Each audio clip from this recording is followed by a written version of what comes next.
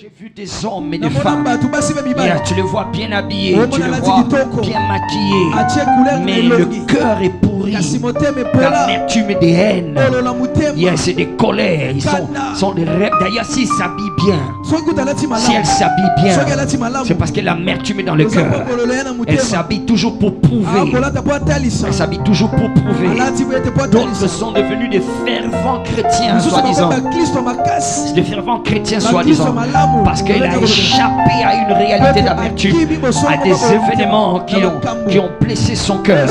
Et il se réfugie en tentant de se perdre, soi-disant dans les choses de Dieu. Mais il entretient l'amertume dans le cœur. C'est une puissance invisible.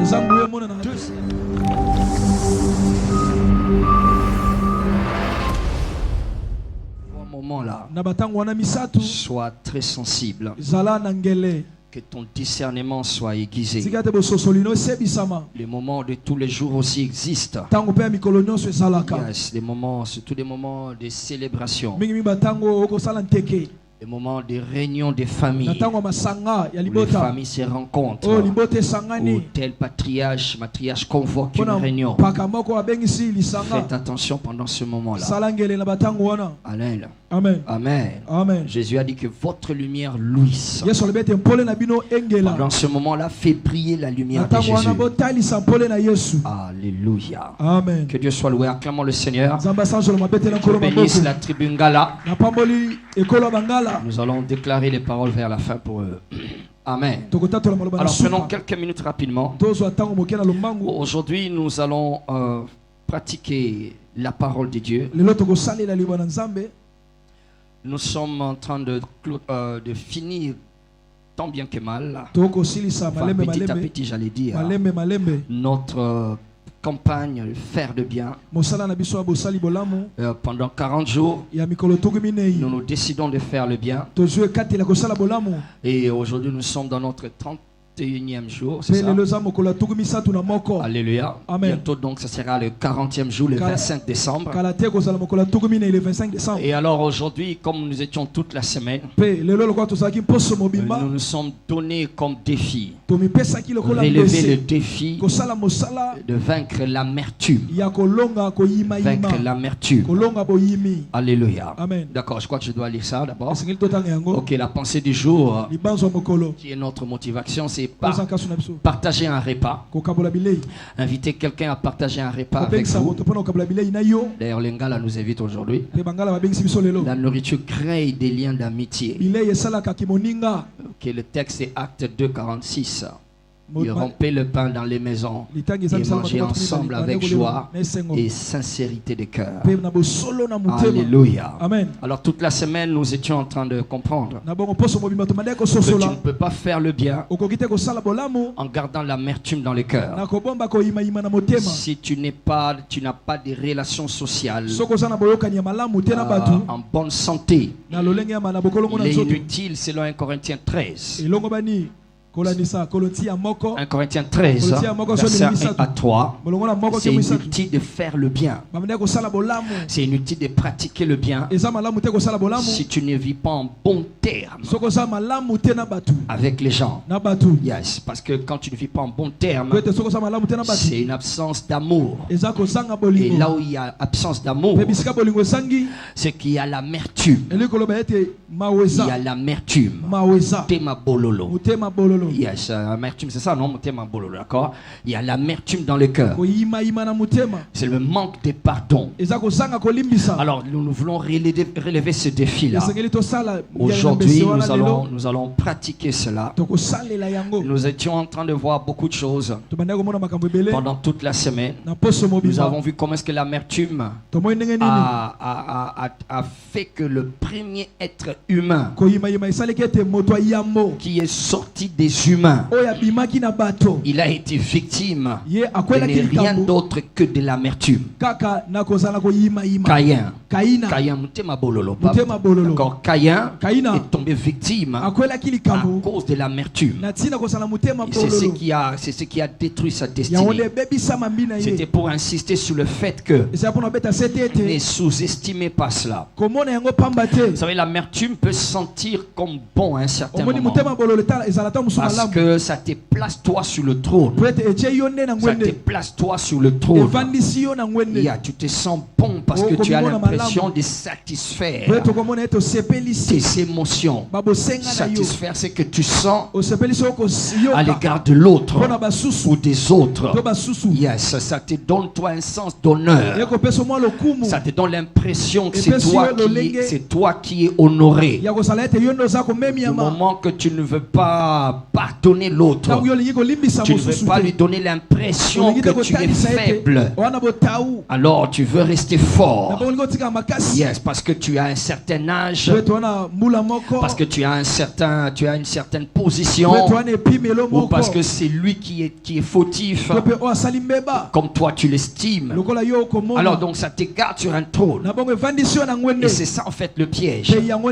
Caïn s'est senti obligé d'éliminer son jeune frère pendant que Dieu attendait qu'il soit le gardien de son jeune frère. Il a éliminé ça, il a tué. Et Caïn est devenu victime. Il pensait faire du mal à Abel. Or il s'est fait lui-même du mal. C'est ça l'amertume, nous avons compris. Ça te fait toi le mal. Ça te fait toi. C'est à toi que ça fait du mal. Ça ne fait qu'à toi, pas à l'autre. Alors décider de pardonner, c'est pas une faiblesse. C'est pas une faiblesse. C'est ça même la force. La force de notre Seigneur. La force de Dieu dans tout l'univers. Les générations passées, présentes et futures. Il a mis sa gloire dans le fait qu'il pardonne les humains. Il n'est pas réactionniste. Donc Dieu n'est pas réactionniste.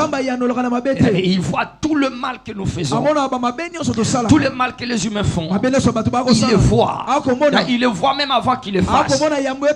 Mais ça gloire est basée sur le fait que il n'est pas réactionniste comme toi et moi. Alléluia. Amen. Et personne, même le pécheur le plus abject, sait que Dieu est bon. Et cela ne fait pas de lui faible. Non, ça ne fait pas de Dieu faible. Mais nous avons un concept différent. C'est vrai à cause du péché d'Adam. Nous pensons que si nous sommes bons, c'est une faiblesse. Alors, il faut parler durement, il faut parler méchamment, il faut redresser, il faut faire asseoir la terreur, il faut terroriser, il faut exprimer la colère, il faut exprimer ton irritation. Au contraire, ça ne fait que nous affaiblir. Alors donc l'amertume, c'est un des premiers ennemis de l'humain qui a ruiné la vie des humains. Et Caïn en est notre exemple. Et nous avons aussi vu Anne dans les Écritures. Comment est-ce qu'elle a voulu tomber dans le piège de l'amertume aussi. Heureusement qu'elle a pu bien gérer. L'amertume est presque inévitable. Je répète cela. L'amertume est inévitable. Non, c'est inévitable. Tu ne peux pas échapper. Tu ne peux pas échapper à cela. Ça va te rattraper tôt ou tard. Ce n'est pas étonnant. Parce que même dans la plus haute sainteté, là où Dieu régnait en saint, l'amertume a visité Dieu avec Lucifer. Alléluia. Elle est presque inévitable. Elle est vraiment inévitable. Aussi longtemps que tu vis voir parmi les humains, Il y aura toujours quelqu'un qui fera quelque chose qu'il ne faut pas faire. Il y aura toujours quelqu'un qui dira quelque chose qu'il ne doit pas dire. Et cela va causer de l'amertume. Il y aura toujours un événement qui viendra venir te placer dans l'amertume. Ça viendra. Si tu pries que ça ne vienne pas, ta prière est inutile. La prière plutôt c'est que Dieu t'aide à gérer l'amertume, à gérer ton cœur. Même si tu protèges ton cœur, il y a des gens qui ont pris des résolutions du genre s'éloigner des gens. Ils s'éloignent des autres. Ils disent je protège mon cœur. Je préfère ne pas être en relation. Je préfère rester dans mon coin. Et ce sont souvent des initiatives idiotes que nous trouvons pour soi-disant essayer de protéger. Mais si tu es sincère et tu es vraiment humble, tu sauras que cette initiative de t'éloigner c'est déjà un signe de l'amertume. C'est déjà un signe que l'amertume est là présente dans le cœur. Parce que l'amertume te rend, comment on dit ça, dissociable. C'est ça. Tu ne veux pas être en société. Ça t'éloigne. Tu veux être seul. Tu veux t'éloigner des gens. Alors donc, nous trouvons, il y en a qui prennent souvent ce genre d'initiative. Ils ne veulent pas s'y mixer avec les autres. Ils veulent rester dans un coin. C'est parmi les gens les plus amers que tu n'as jamais vus. Ils pensent se protéger. Alors la protection que Dieu nous demande d'avoir dans le cœur, c'est simplement de nous préparer à pardonner. Alléluia. Amen. Préparer à pardonner. Soit prêt, l'amertume est inévitable. Ça va venir un jour. Si ce n'est pas encore venu, attends-la. Elle va venir. Ou peut-être qu'elle est déjà venue, seulement tu ne veux pas l'admettre. Alléluia. Amen. Alors donc Anne est tombée dans ce piège. Yes. Aujourd'hui nous allons voir un autre caractère et on va arriver bientôt là-bas. Nous allons dire ceci rapidement. L'amertume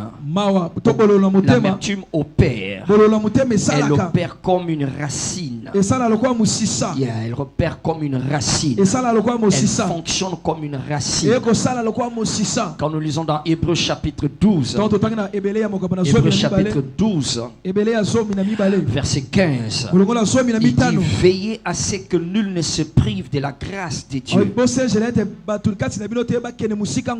à ce qu'aucune racine d'amertume poussant des rejetons ne produise du trouble et que plusieurs n'en soient infectés. Racine d'amertume. L'amertume fonctionne comme une racine.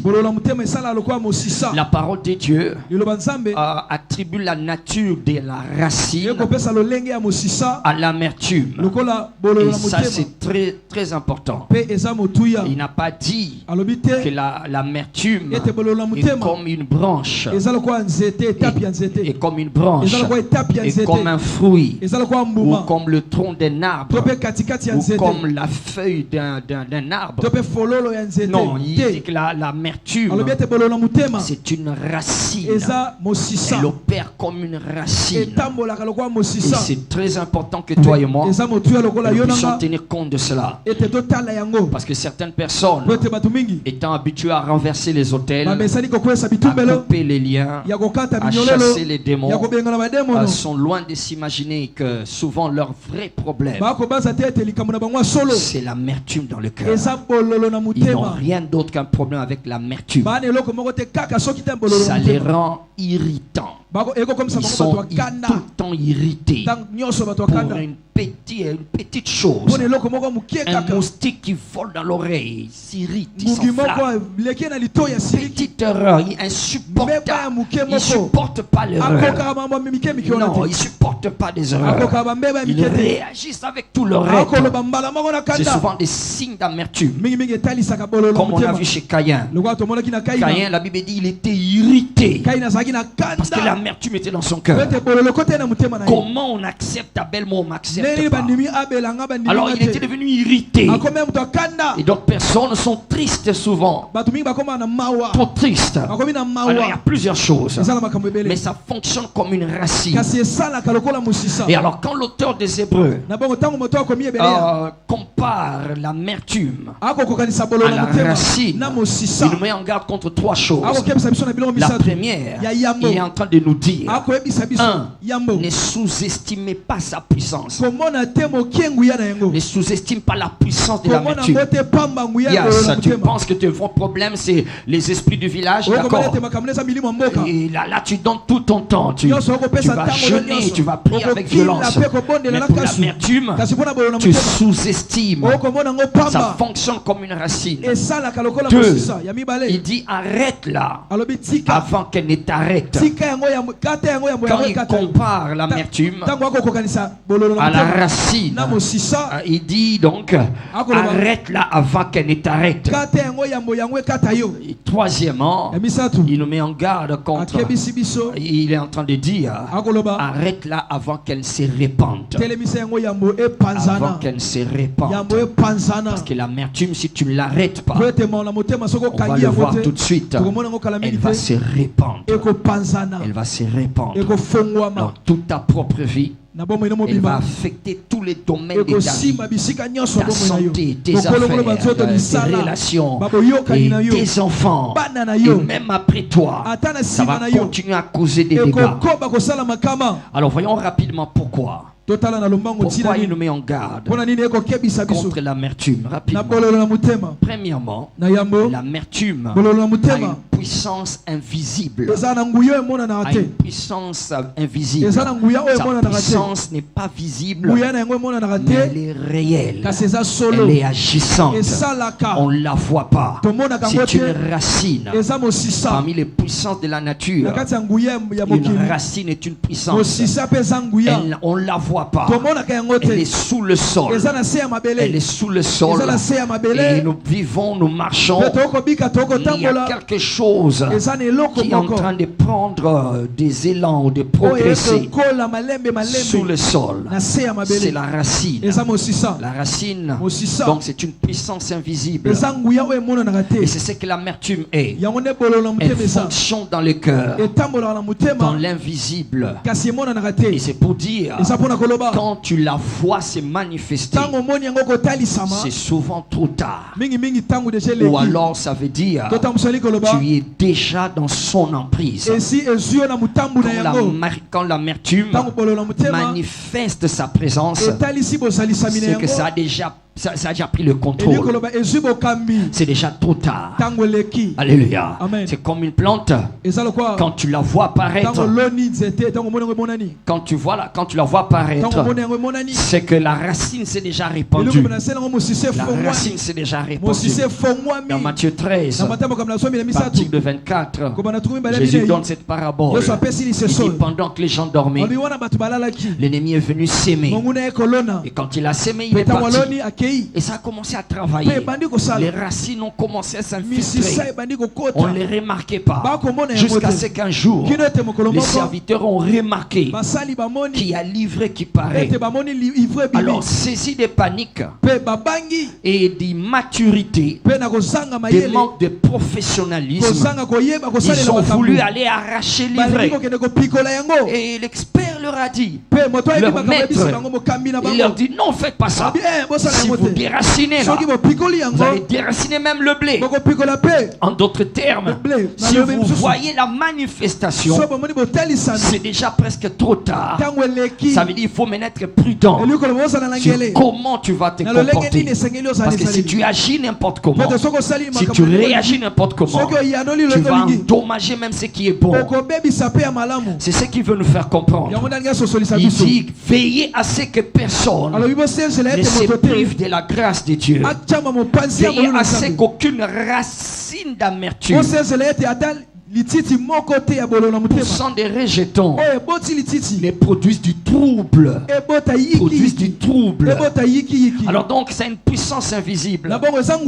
Quand tu la remarques se manifester, quand tu entends parler de ce nom-là, même pour prononcer ces noms-là, le ton de ta voix change. L'intonation de ta voix change. Quand c'est déjà à cette étape-là, tu dois crier au secours. Tu dois retourner chez l'expert.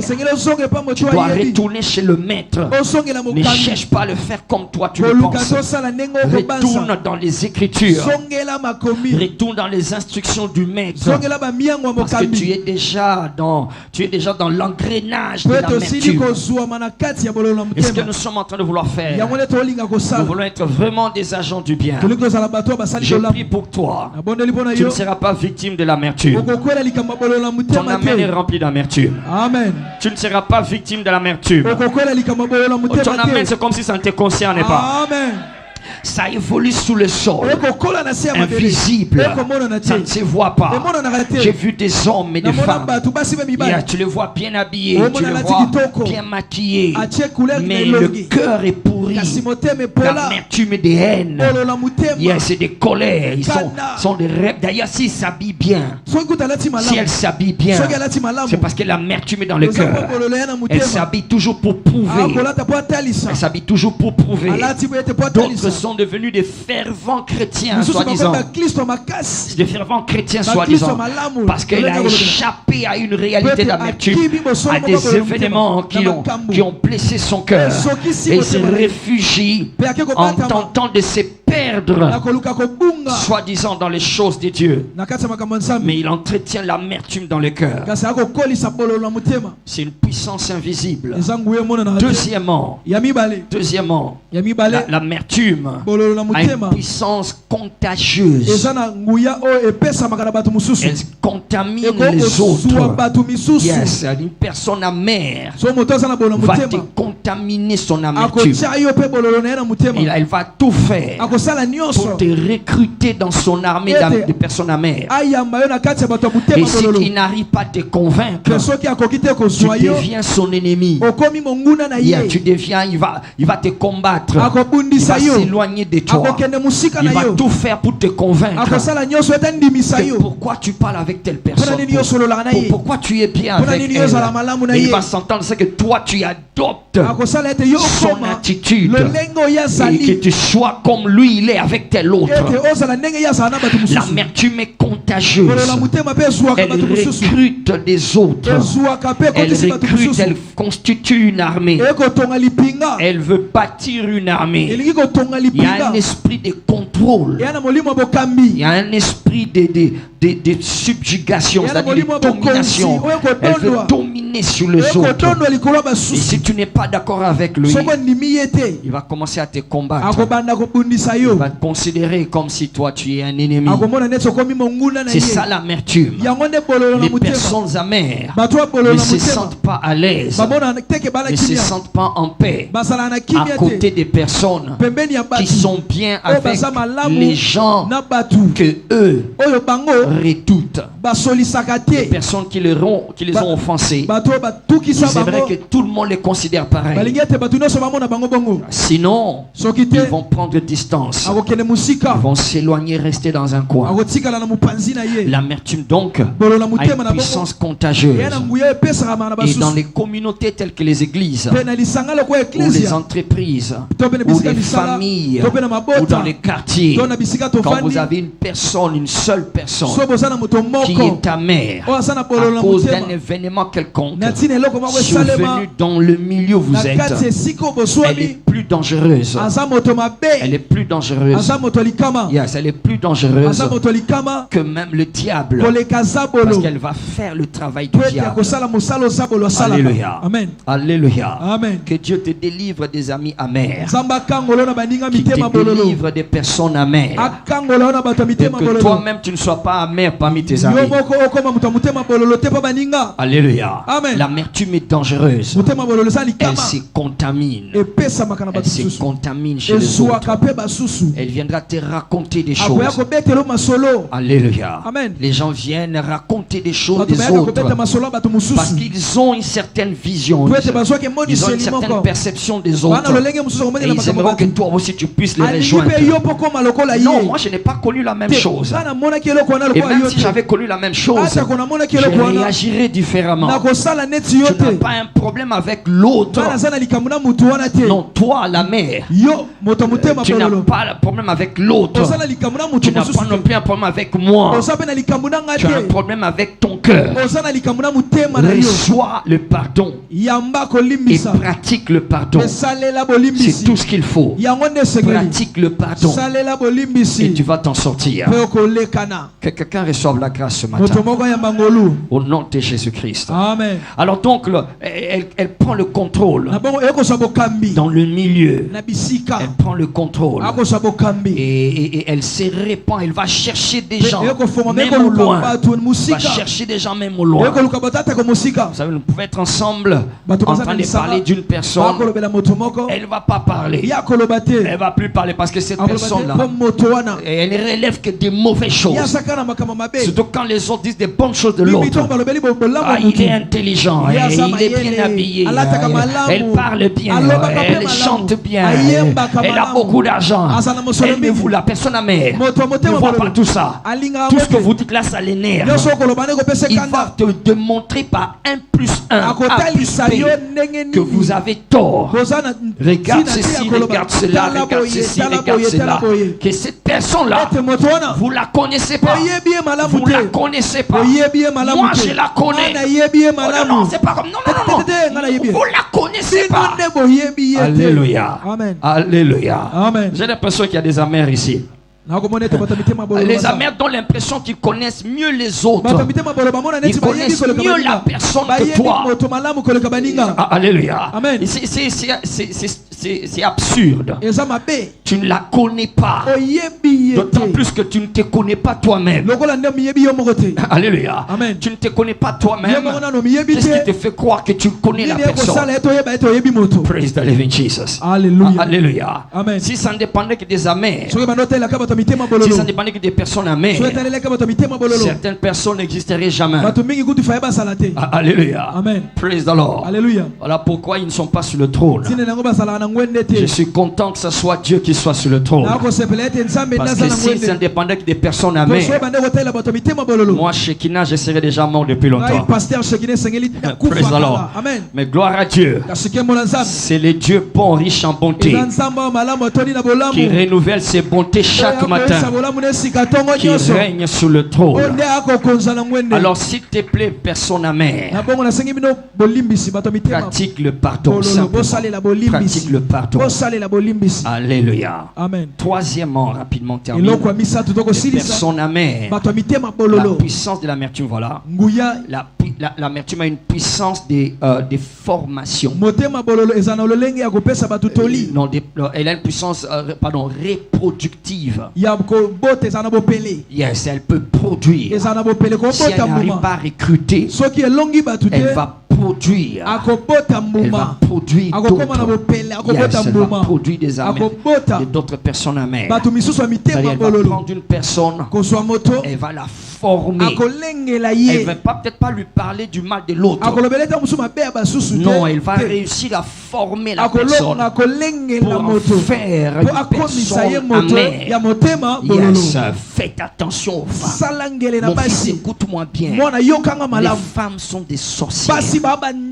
D'accord, et là, il est en train de former quelqu'un, en train de recruter, plutôt en train de former, d'éduquer, jusqu'à ce qu'elle va produire. Il dit, veillez à ce qu'aucune racine d'amertume,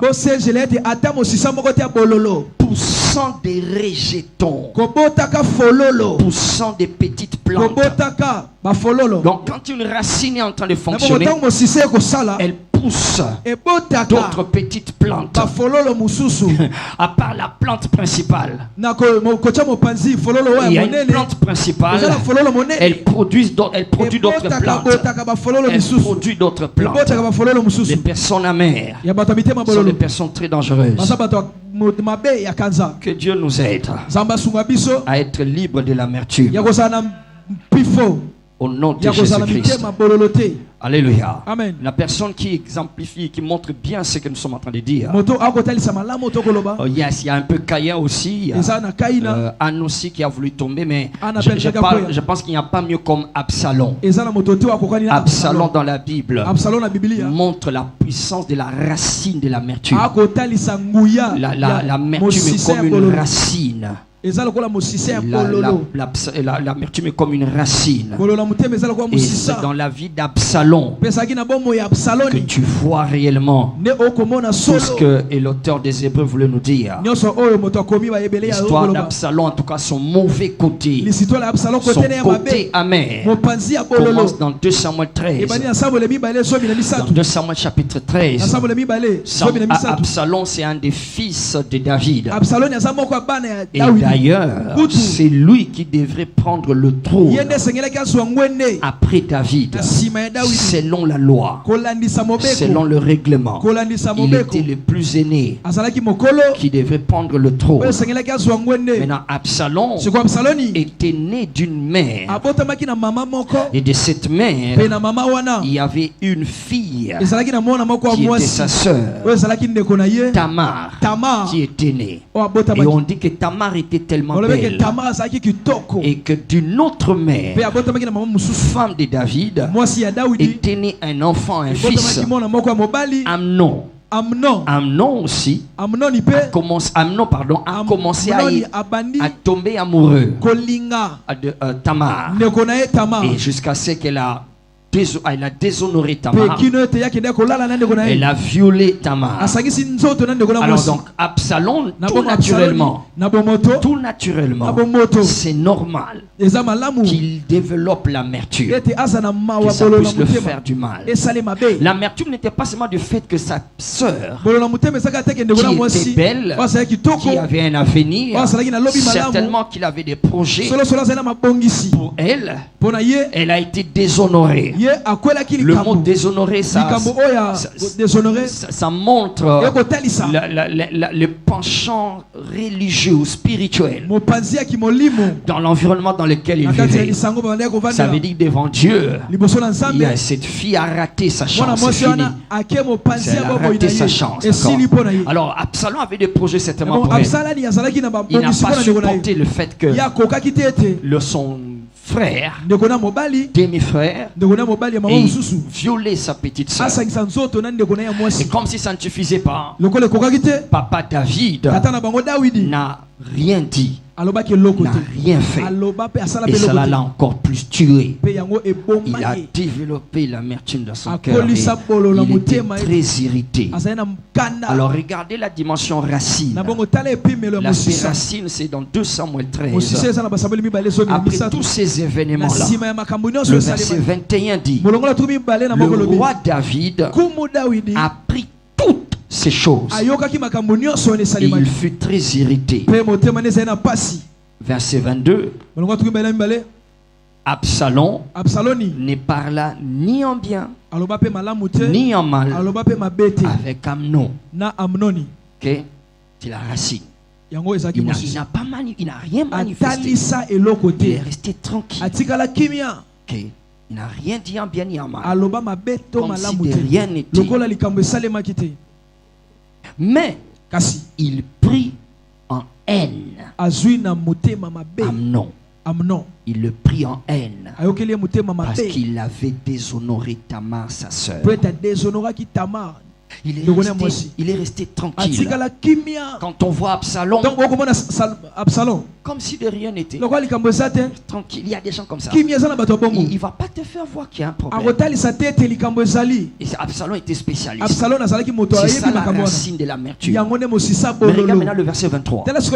Verset 23 dit: 2 ans après, 2 ans après, comme Absalom avait des tondeurs à Baal, il invita les fils du roi. Pour gagner du temps, il a organisé un festin. Il a invité tous les fils du roi. Et il a cherché à convaincre papa David que tous mes frères et sœurs viennent, on va manger, on va boire. Et tout ça. David a dit, mais non, tu vas trop dépenser. On peut pas tous venir. Dit, non, ça fait pas un problème.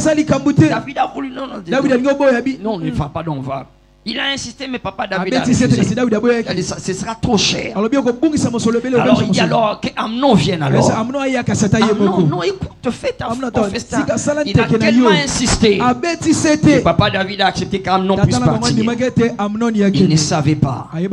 2 ans après l'événement là, l'amertume évoluait comme une racine. 2 ans après, c'est pendant le festin que Absalom avait organisé les gens pour tuer Amnon. En fait, il voulait tuer tous les frères. Il a voulu tuer tous les fils, y compris même David, le roi. Mais comme heureusement que David n'a pas voulu, il a réussi à tuer Amnon. C'est ça l'amertume. Ça évolue comme si de rien n'était. Si tu ne l'arrêtes pas, elle va causer du trouble. Elle va causer beaucoup de tort. Et si tu lis l'histoire, ça ne s'est pas arrêté là. Quand il a tué Amnon, il s'est enfoui. Il s'est enfoui pendant 3 ans encore. David le cherchait, ne le voyait pas. Il s'est enfoui dans une autre nation. Et là, il est resté 3 ans. 3 ans après, David a oublié. Et par certains mécanismes, il est encore revenu. Et en revenant, il a encore pris 2 ans sans réagir. 2 ans après, c'est là qu'il a monté un coup d'état contre son père. Son père David, l'homme selon le cœur de Dieu. C'est ça l'amertume. Ça évolue en secret. Et ça, il a recruté. La Bible dit qu'il n'y avait personne aussi populaire. Il n'y avait personne aussi populaire comme Absalom. C'est quand il est rentré, 5 ans après, il est tellement devenu populaire.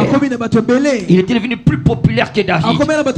Il a recruté les gens. Il a convaincu tout le monde que David, là que vous voyez, s'il était bon, c'était en l'époque où il a tué Goliath. Mais maintenant là, ne vous en faites pas, il n'y a rien. Et tout le monde savait qu'après David, c'est Absalom qui doit régner. Il était devenu populaire. Et tout cela, c'était l'amertume. Et il a réussi a détrôné David pendant un temps. Il a couché avec les femmes de son père. Il a voulu tuer son père. Il a recruté les meilleurs conseillers, même généraux de son père. Et il s'est assis sur le trône. Et c'était son erreur. Le trône là, il n'y a que Dieu qui peut mettre les gens. L'amertume te fera commettre des erreurs. Yes, avec des bonnes raisons. Les gens vont te comprendre. Tu finiras par commettre des erreurs. Et les erreurs que tu vas commettre sont des erreurs qui vont toucher à Dieu. Et c'était ce qu'il avait fait. Il a touché à ce qu'on ne touche pas. Il a touché à loin de l'Éternel. Et alors, il a été attrapé. C'est la nature qui a tué Absalom. La nature, c'est les lianes et les arbres qui ont tué Absalom. Alléluia. Amen. La racine d'amertume. Alléluia. Amen. Ce matin, je veux croire que quelqu'un va prendre le courage de passer de l'autre côté, de laisser tomber l'amertume et d'accepter de pardonner. Alléluia. Amen. Nous allons lire un texte pour terminer. Éphésiens chapitre 4. Éphésiens chapitre 4. Thank you, Jesus. Ça fait mal. Et ça la passe. Mais tu dois t'en débarrasser. Dis avec moi, ça fait mal. Ça fait mal. Mais je dois m'en débarrasser. Mais je dois m'en débarrasser. Parce que ça travaille contre toi. C'est contre toi-même. Absalom était le prochain qui devait recevoir le trône. Mais quand l'amertume est là, ça te donne l'impression que les gens ne font pas ce qu'ils doivent faire. Ça te donne l'impression que Dieu est en retard. Tu voudras le faire toi-même. Et il s'est assis sur le trône sans que Dieu ne le fasse asseoir. Et il en est mort. Alléluia. Amen. Et un cœur ce matin qui supporte les offenses. Alléluia. Amen. Parce que les offenses, il y en aura encore. Tu ne vivras jamais dans un monde où il n'y a pas d'offense. Non, moi je vais quitter ce milieu, je vais aller vivre ailleurs. C'est stupide, c'est ridicule. Tu ne réfléchis pas bien. Tu n'as pas un problème avec l'environnement. Tu as un problème avec l'état de ton cœur. C'est l'état de ton cœur. Il dit dans Proverbe 4, 23, garde ton cœur plus que toute autre chose. Alléluia. Amen. Alors il se dit ici dans Ephésiens 4, Ephésiens 4, verset 31, que toute amertume, que toute animosité, toute colère, toute clameur, non, makelele. Yes, clameur, makelele. Makelele, d'accord. Et toute clameur, toute calomnie, toute espèce de méchanceté disparaissent du milieu de vous. Quelqu'un dit amen à cela. Amen. Je réponds que toute amertume, toute animosité, c'est-à-dire ne pas être bien avec les gens, toujours en ennemi. Tu as toujours, il n'y a pas un mois tu n'as pas un ennemi. Il n'y a pas un milieu où tu es sans que tu aies quelqu'un, au moins une personne à qui tu ne parles pas. À l'église, tu as une personne à qui tu ne parles plus. Tu ne parles plus. Au quartier, tu as quelqu'un à qui tu ne parles pas. Dans la famille, tu as quelqu'un que tu ne veux même pas sentir. Au boulot là-bas, tu as quelqu'un. À l'école d'où tu viens de sortir, tu as laissé quelqu'un là-bas. Même à l'hôpital. Praise the Lord. Amen. Alléluia. Amen. Praise God. Alléluia. Animosité, il y a des personnes qui sont, my God, que Dieu nous aide. Alléluia. Amen. Que toute animosité, toute colère, je ne sais pas si tu vois le mot toute. Alléluia. Toute amertume, toute animosité, toute colère, toute clameur, toute calomnie, yes. Toute espèce de méchanceté disparaissent du milieu de vous. Dis amen à cela. Amen. Verset 32. Soyez bons les uns envers les autres. Soyez bons les uns envers les autres, compatissant, vous pardonnant réciproquement comme Dieu vous a pardonné en Christ. Alléluia. Amen. J'aime la dernière partie. Comme Dieu vous a pardonné en Christ. On ne pardonne pas comme toi tu les sens. On ne pardonne pas comme toi tu les sens. On ne pardonne pas comme le disent les réseaux sociaux. Pardonne, mais les réseaux sociaux te disent pardonne mais n'oublie pas. Il ne faut pas oublier. Non, il dit pardonne-nous comme Dieu nous a pardonné. Tu ne fais pas comme toi tu les penses. Comment Dieu pardonne? Il dit il oublie nos offenses. Il oublie. Si alors, alléluia. Si Dieu ne doit pas oublier ce que toi tu as fait. Alléluia. Je pense qu'avec une jambe que tu vas marcher tous les jours, il va avec une seule jambe. Et l'autre là, ce sera parce que à cause du mal, je n'ai jamais oublié. Toi là, tu penses que j'ai oublié? Praise the Lord. Et c'est ça les humains. Les humains veulent rester dans le trône, sur le trône. Ils veulent rester sur un trône.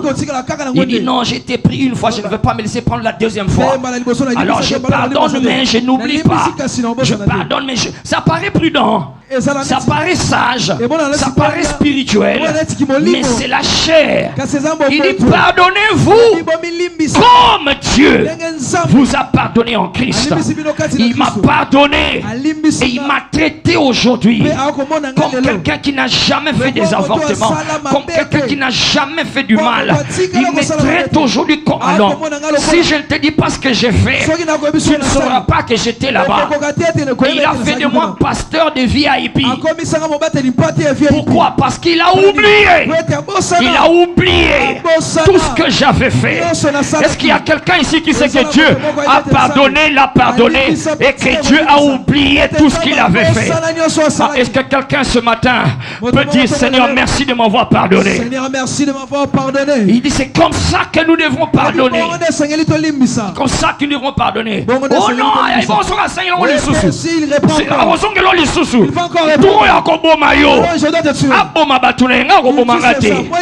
Alléluia. C'est cette sorte de insécurité humaine qui garde l'amertume sur le trône.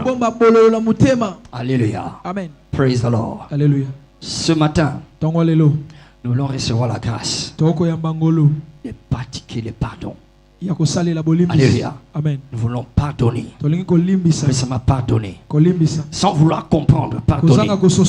Je me rappelle, j'ai raconté l'histoire de cette fille. Je n'oublierai jamais. Cette fille a eu comme quelqu'un qui l'a déviergé. La personne qui l'a effleuré, c'était son propre père biologique. Son propre père biologique. Pas le papa, le mari de sa mère. Non, c'est son propre père biologique. L'a effleuré à 13 ans.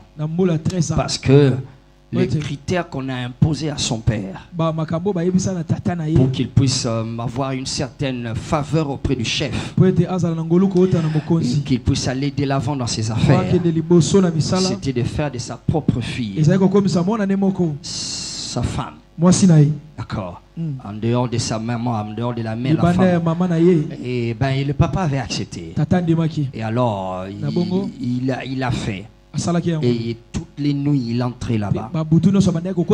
Et il abusait de sa propre fille. Et le jour, la première fois qu'il a fait ça, la fille s'était décidée d'aller accuser, d'aller dire à sa mère ce que papa est venu faire la nuit. Comme il y avait des pouvoirs des ténèbres, l'enfant a pris la route pour aller dire à maman. Et quand elle arrive devant maman, elle a senti un poids dans sa bouche. Elle a voulu parler. Elle n'arrivait plus à parler. Elle n'arrivait pas à parler. Maman. Alors la maman a vu ça. Au lieu de chercher à comprendre, il y a des mamans qui sont dans la distraction.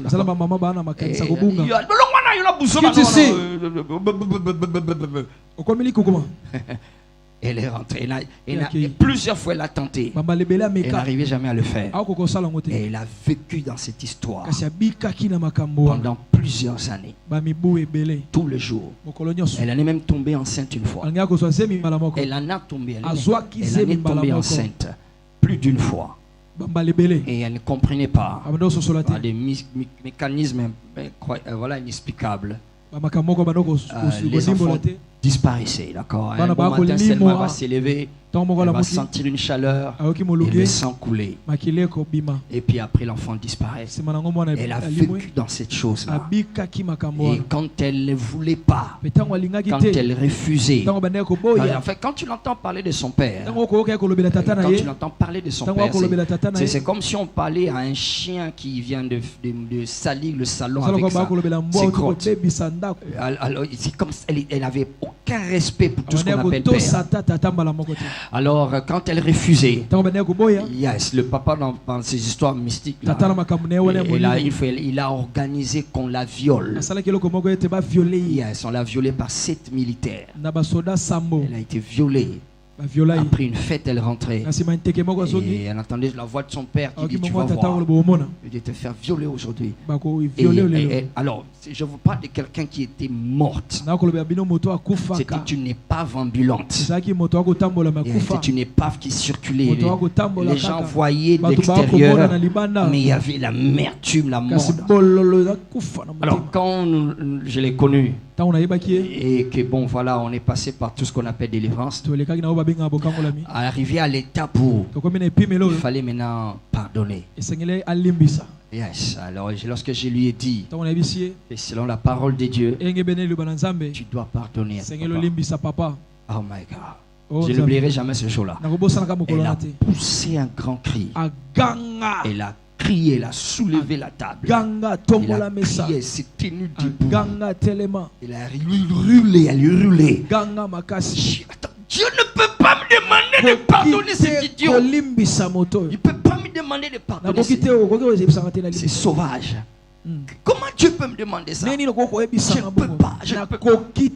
Alléluia. Amen. C'était le cri de l'amertume. Elle est passée par des histoires que je ne sais pas vous raconter ici. Alléluia. Amen. Et je savais que ce n'était pas facile. Moi-même, j'avais envie de prendre, comme je l'ai dit dans les lives, de prendre une tige de baseball, ouais, le bâton de baseball, le bat, d'accord, et frapper le papa là ici. Puis je vais dire, Seigneur, je l'ai tué avant que tu l'envoies en enfer. Alléluia. Amen. Mais bon, par la grâce de Dieu, elle a fini par le faire. Alléluia. Amen. Alléluia. Amen. Je vais seulement te dire ce matin, ce que nous allons faire sera très prophétique. On l'a promis pendant toute la semaine. Alléluia. Amen. Nous allons très bientôt finir ce culte. Avant de prendre le repas de Ngala, nous allons aller là dehors. Nous allons faire un acte. Alléluia. J'explique comment ça va se passer. Nous allons chacun de nous, selon ce qui sera disponible là-bas, nous allons écrire des noms. Les noms des personnes qui nous ont offensés sur des morceaux de papier. D'accord. Je vous dis quelque chose que moi-même j'ai fait. Quelqu'un m'a demandé dans la semaine. Daddy, on a besoin de lui ça. Tu as besoin de leur pardonner. Alléluia. Amen. Alléluia. Amen. Dieu lui-même sur le trône. Alors, comment gérer Lucifer? Amen. Amen. Pourquoi Lucifer est encore en train de faire ce qu'il fait? Parce que Dieu ne veut pas tomber dans la chair. Il ne veut pas tomber dans l'injustice. Parce que si c'est l'injustice, il va les tuer directement. Mais Lucifer a lancé un défi à Dieu. Les gens que tu as créés ne t'aiment pas. Ils t'aiment parce que toi tu les forces. Or Dieu sait que ce n'est pas le cas. Est-ce que toi tu aimes Dieu par force? Oui ou non? Alors le diable fait croire à Dieu que les gens là, toi, tu l'aimes, ils t'aiment par force. C'est ce qu'il a dit sur Job. C'est par force qu'il t'aime. Alors Dieu, est-ce que tu aimes Dieu par force? Et voilà pourquoi le diable va venir te tenter. Il vient te tenter pour que tu prouves que Dieu, moi je suis avec toi. Et les choses aillent mieux ou pas, je suis avec toi. Amen. Alléluia. Alors le diable veut prouver à Dieu que Job va te maudire en face. C'est ce qu'il cherche à prouver. Si ça n'était pas à cause de ça, alors Dieu doit se contenir et le laisser. Mais il sait que toi tu ne vas pas le décevoir. Alléluia. Tu ne vas pas décevoir Dieu. Est-ce que Dieu peut te faire confiance? Alléluia. Il a même promis de t'aider. Alors donc on va écrire des noms sur le papier. Alléluia. Et l'acte prophétique que nous allons faire, nous allons gonfler des ballons. Et nous allons laisser ces noms partir. Alléluia. Amen. Le texte que nous allons lire corrobore cet acte que nous voulons faire. Vient dans Ésaïe 58. Viens rapidement dans Ésaïe 58. Il dit Ésaïe 58. Thank you, Jesus.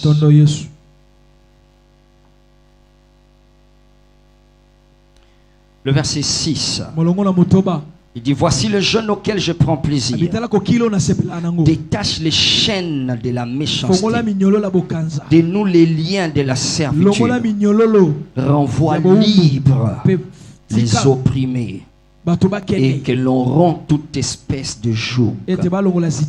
Alléluia. Amen. La partie qui m'intéresse, c'est renvoi libre. Nous allons renvoyer libre ces personnes que nous torturons dans nos cœurs. En esprit, au contraire, c'est nous-mêmes qui nous torturons. Nous allons les renvoyer libres. Et nous croyons qu'en faisant cet acte, nous proclamons la liberté pour nous-mêmes. Quelqu'un dit un amen de liberté. Amen. Parce que cet acte veut dire, je choisis d'être libre. Je choisis de vivre libre. Je choisis de tourner la page. Il a mal fait à mon égard. Il s'est mal comporté. Et d'ailleurs, il y en a qui ne vont pas arrêter. Je ne dis pas qu'après cet acte-là, ils vont changer. Non, non. Il est même possible aujourd'hui, même quand tu l'as fait, il va encore faire. Alléluia. Mais cet acte veut dire, Seigneur, je m'inscris dans une nouvelle page. La page de ceux qui veulent être libres. Je veux être libre. Et alors, quand ces ballons vont s'envoler, c'est ta liberté qui sera proclamée. Si un amen de liberté. Amen. Qui a compris ces choses que nous voulons faire? Acclamons le Seigneur. Alléluia. Acclamons le Seigneur. Viens et puis acclamons le Seigneur. Amen. Amen. Alléluia. Alors donc nous allons prenez le temps, d'accord? Prenez déjà Clover, prenez le temps. Il est où le frère? D'accord. Ok. Commencez à arranger déjà. Descendez. Ok. Descendez. Ok. Pendant qu'ils sont en train d'arranger cela. Ok. Nous allons bientôt les rejoindre.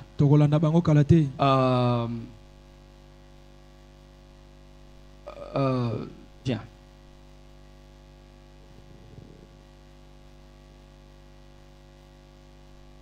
Ou bien, non, laisse tomber.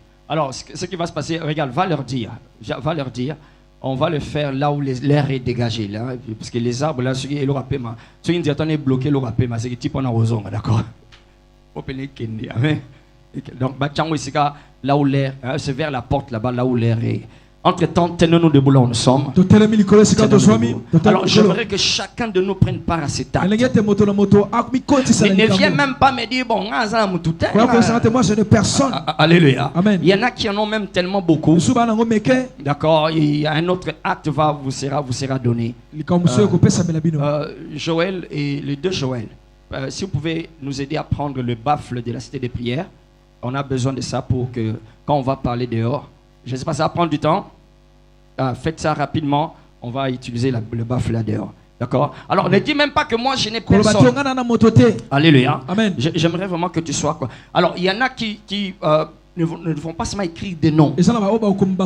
Non, tu vas seulement écrire ton cœur. Ce cœur-là.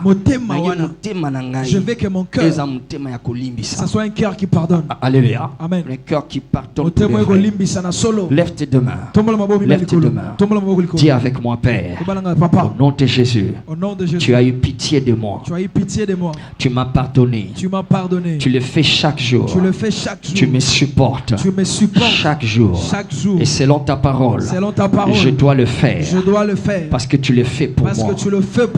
Tu le fais pour moi. Je dois le faire. Pour les autres. Ce matin, pendant que nous préparons, à passer dans cet acte prophétique, je reçois la grâce de marcher dans le pardon. Le pardon que je donne et le pardon que je reçois. Je reçois la grâce d'entrer dans une nouvelle histoire. Qu'une nouvelle page s'ouvre. Qu'une nouvelle page s'ouvre dans ma vie. À cause des grandes responsabilités auxquelles tu m'appelles. Dans ma destinée. Je vais rencontrer des hommes. Je vais rencontrer des femmes. Je vais rencontrer des femmes. Je vais gérer tes hommes. Je vais gérer tes hommes. Je vais gérer tes femmes. Je vais gérer tes que femmes tu as créées. Que tu as créées. Pour qui tu es mort. Pour qui tu es mort. Seigneur, ce cœur. Seigneur, ce le cœur qui supporte. Le cœur qui supporte. Le cœur qui pardonne. Le cœur qui pardonne. Donne-le-moi maintenant. Donne-le-moi maintenant. Il est écrit dans ta parole. Il est écrit dans ta parole. Dans Ézéchiel 36. Dans Ézéchiel 36. Que tu donnes aux hommes. Que tu donnes aux hommes. Un nouveau cœur. Un nouveau cœur. Tu peux donner aux hommes. Tu peux donner aux tu hommes. Tu peux donner aux gens. Tu peux donner aux gens. Un nouveau cœur. Un nouveau cœur. Seigneur. Seigneur. Un nouveau cœur. Un nouveau cœur. Je le reçois maintenant. Je le reçois maintenant. Qu'il y ait transplantation. Qu'il y ait transplantation. Cardiaque maintenant. Retire de moi ce mauvais cœur, un cœur de pierre, un cœur insensible, un cœur qui ne pardonne pas, un cœur qui ne supporte pas. Retire ce cœur de moi. Donne-moi un cœur.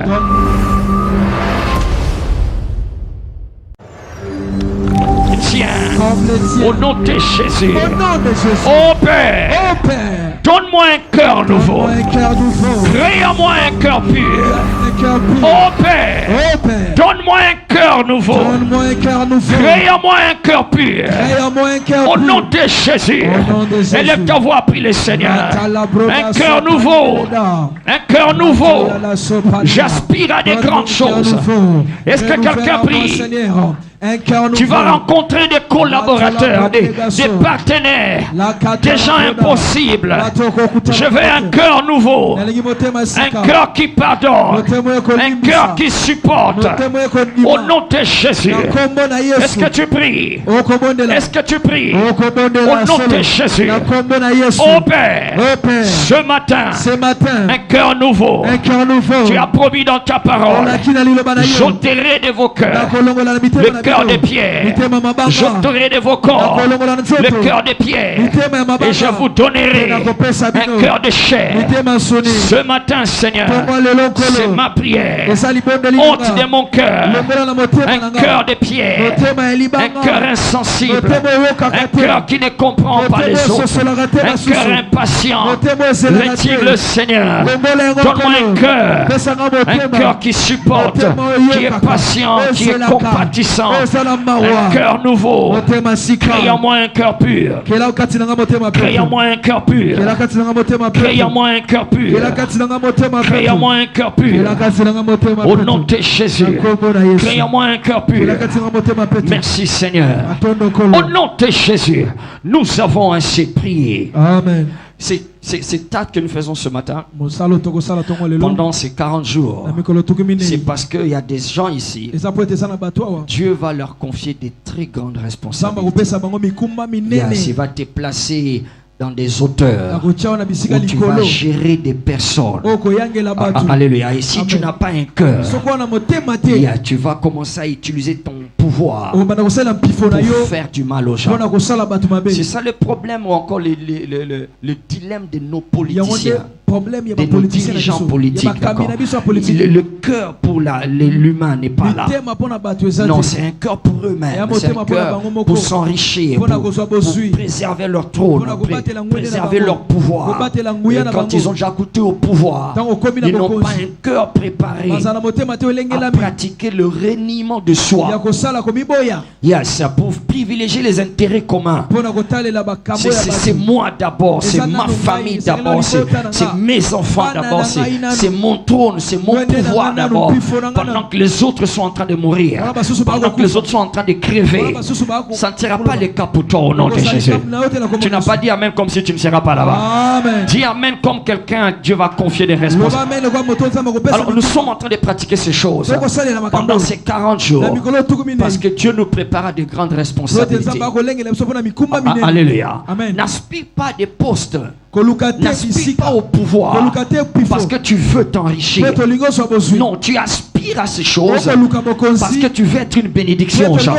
Tu veux être une bénédiction à l'humanité.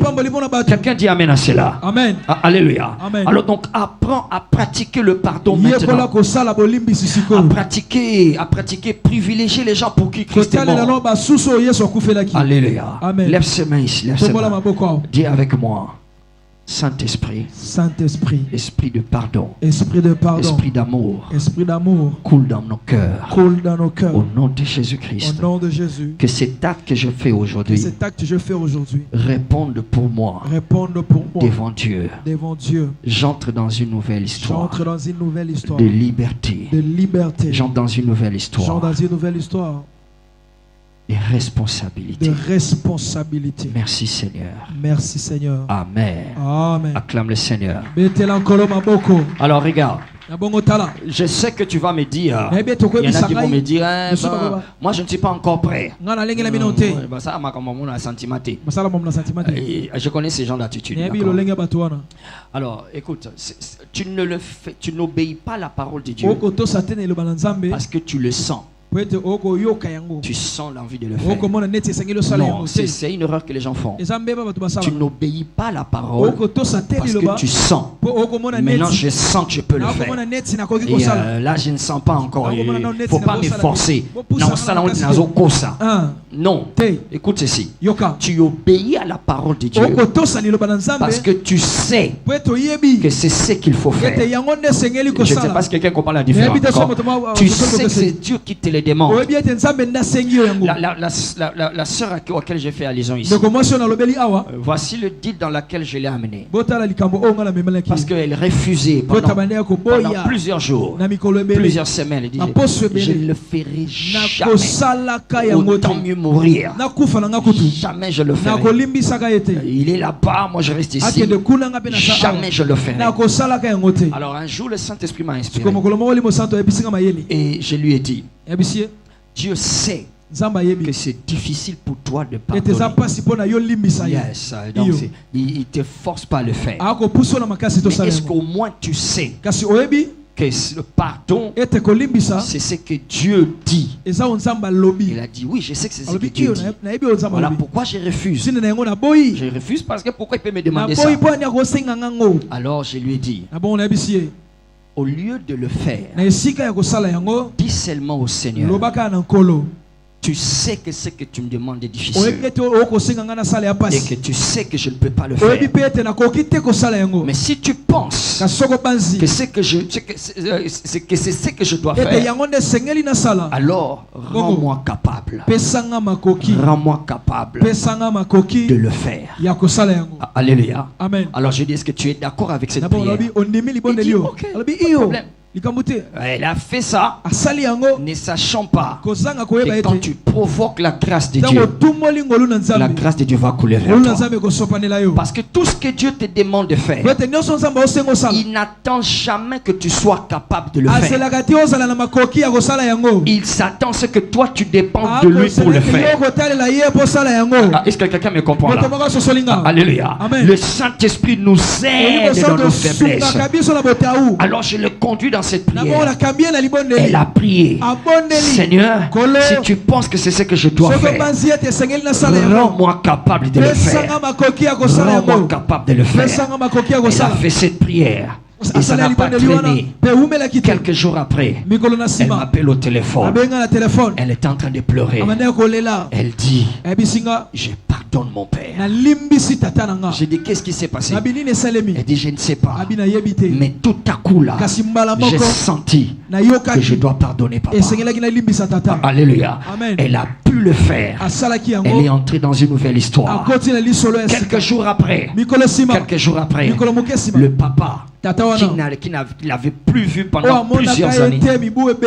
Quelques jours après, le papa est venu là où elle habitait. Elle est venue, elle a frappé la porte. Et elle était dans la parcelle. Il voit le sentinelle ouvrir la porte. Et il voit papa qui se tenait là. Et dès que papa l'a vu, il est tombé à genoux. Il a commencé à marcher sur ses genoux en demandant, ma fille, pardonne-moi. Ma fille, pardonne-moi. Ma fille, pardonne-moi. Il n'était pas encore converti. Et ce jour-là, leur relation était restaurée. Alléluia. Amen. Alléluia. Amen. Ce que je vais te faire comprendre. L'acte que nous voulons poser aujourd'hui, fais-le parce que tu sais que c'est Dieu qui le dit. N'attends pas le Saint, parce que tu le sentiras jamais. Le Saint-Esprit va t'aider à amener là-bas. Tu fais cela simplement parce que c'est Dieu qui te demande de le faire. Et il y a des gens, je sais que c'est difficile que tu oublies. Et ne confonds pas pardonner. Pardonner ne veut pas dire ne veut pas toujours dire ok. D'accord. Donc fais-le. D'accord. Fais-le. J'aimerais pas aller là-bas. Fais-le parce que c'est Dieu qui te le. Laisse-les partir et entre dans une nouvelle liberté. Amen. Qui a compris cela? Acclamons le Seigneur si nous avons compris.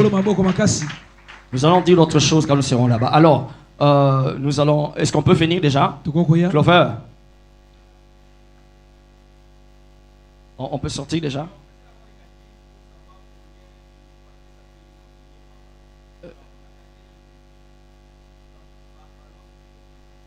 C'est pas grave. On va. Non, ne partage pas ici. Nous allons d'abord descendre.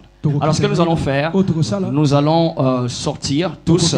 Allons nous mettre sous l'ombre là devant le kiosque. D'accord. Et là, nous allons continuer le service. Nous allons partager le bonheur là-bas. Prends ton sac, prends ton téléphone, ne laisse rien. Nous allons partir et là, en bas, nous allons partir. Ah, il n'y a pas d'offrande aujourd'hui. On n'a pas encore fait les offrandes. Oh, Seigneur. Faisons d'abord les offrandes. D'abord les offrandes. Sortons nos offrandes rapidement.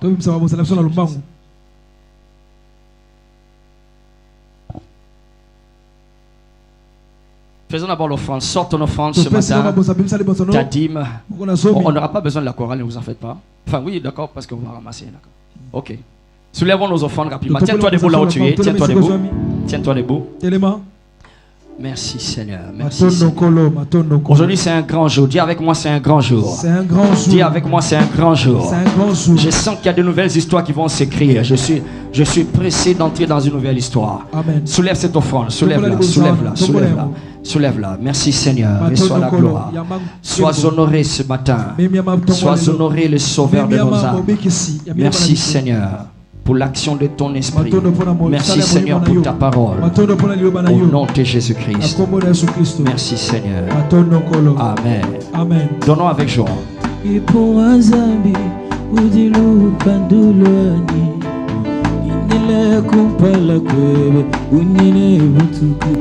Mitindeleluyani ifike kupala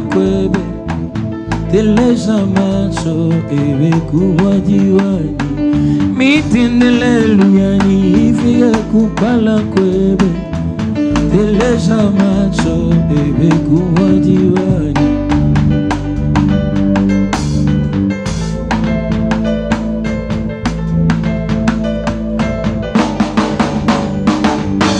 Mona mesuwani yakula bitaitai maweja Waluwa bena lugulaba Pabluba zambi wanye Bena mubongo ni bena manga zambi wanye Bangili la shinga ni makondo wabu zambi wanye Mona bena mubongo ni bena manga damba yudeo Bangili la shinga ni makondo wabu zambi wanye Zambi wanye